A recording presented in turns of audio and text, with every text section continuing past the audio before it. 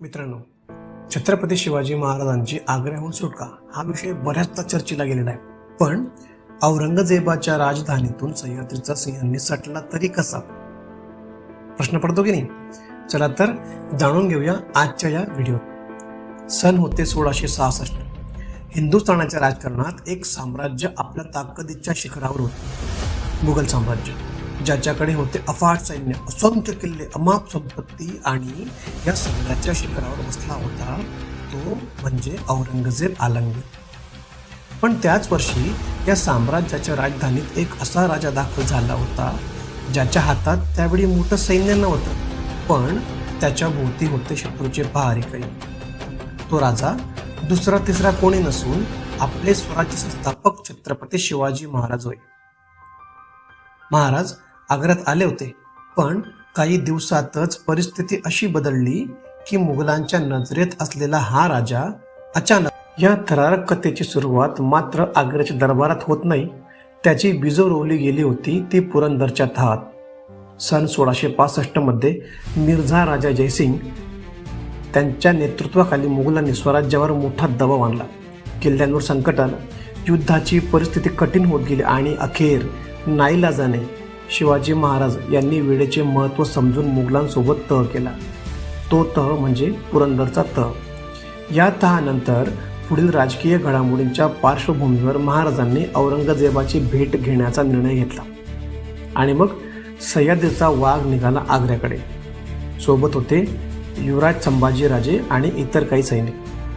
पण हा प्रवास फक्त एका राजाच्या बादशाची भेट संदर्भात नव्हता. हा प्रवास होता दोन राजकीय शक्तींच्या थेट सामन्याचा. दरबार संपला, पण महाराजांसाठी नवच संकट उभं राहिलं होतं. कारण खरं संकट आता सुरू झालं होतं. महाराजांना आग्र्याहून स्वतंत्रपणे निघून जाण्याची परवानगी दिलेली नव्हती. त्यांच्या प्रत्येक हालचालींवर नजर ठेवण्यात आली. त्यांच्या निवासस्थानाभोवती कडक पहारा बसवण्यात आला. नजर ठेवणारे अधिकारी आणि सगळीकडे मुघलांची नजर आणि त्यांचा पहारा. आणि त्या सगळ्यांच्या मध्यभागी होते आपले शिवाजी महाराज.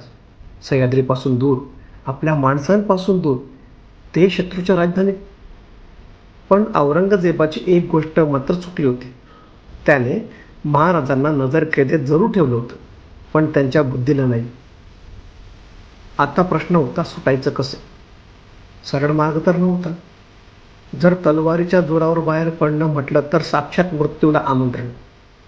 शेकडो मुघल सैनिकांच्या पहाऱ्यातून बळाचा वापर करून सुटणं जवळजवळ अशक्यच. आणि म्हणून महाराजांनी निवडला बुद्धीचा मार्ग. ते म्हणतात ना, शक्तीपेक्षा युक्ती मोठी. महाराजांनी आजारी असल्याचं भासवायला सुरुवात केली. आजारी राजा मग कमी हालचाल करतो. पण सुरुवातीला मुघलांचा पहारा अजिबात ढिला नव्हता. अगदी कडक पहारा. टोपली बाहेर पडली की कडक तपासणी, झाकण उघडलं जायचं आणि आत पाहिलं जायचं. अगदी बारीकपेक्षा बारीक गोष्टी चेक केल्या जायच्या आणि मगच ती बाहेर जाऊ दिली जायची. कारण त्या निवासस्थानात कैदेत होते छत्रपती शिवाजी महाराज. त्यामुळे प्रत्येक हालचाल संशयाच्या नजरेतून पाहिली जात होती आणि महाराज देखील पहारेकरांच्या प्रत्येक हालचालीचं सूक्ष्म निरीक्षण करत होते. महाराज घाईत नव्हते. टोपल्या बाहेर जात राहिल्या, दान धर्म सुरू राहिला, दिवस गेले आणि पहारेकऱ्यांसाठी हे दृश्य हळूहळू नेहमीच होऊ लागलं. पहिल्या दिवशी ज्या टोपलीकडे संशयाने पाहिलं गेलं, तिच्याकडे काही दिवसांनी कदाचित तितक्याच तीव्रतेने पाहिलं जात नव्हतं.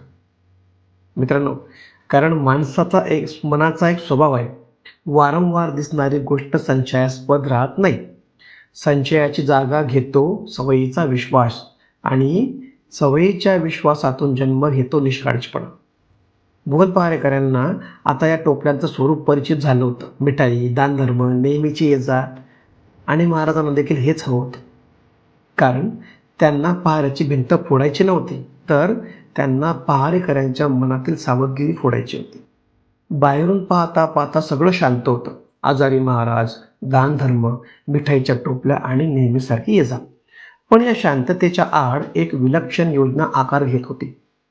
महाराज योग्य वेळेची वाट पाहत होते. कारण या योजनेत एकही चूक परवडण्यासारखी नव्हती.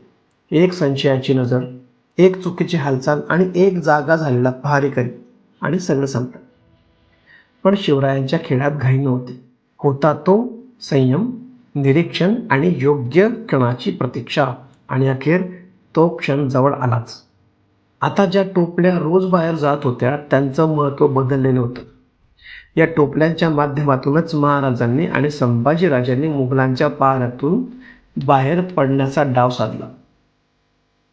पण कथा इथेच संपत नाही.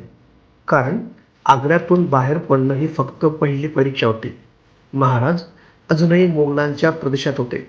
पाठीमागे होता औरंगजेबाचा प्रचंड साम्राज्य आणि पुढे शेकडो मैलांचा प्रवास.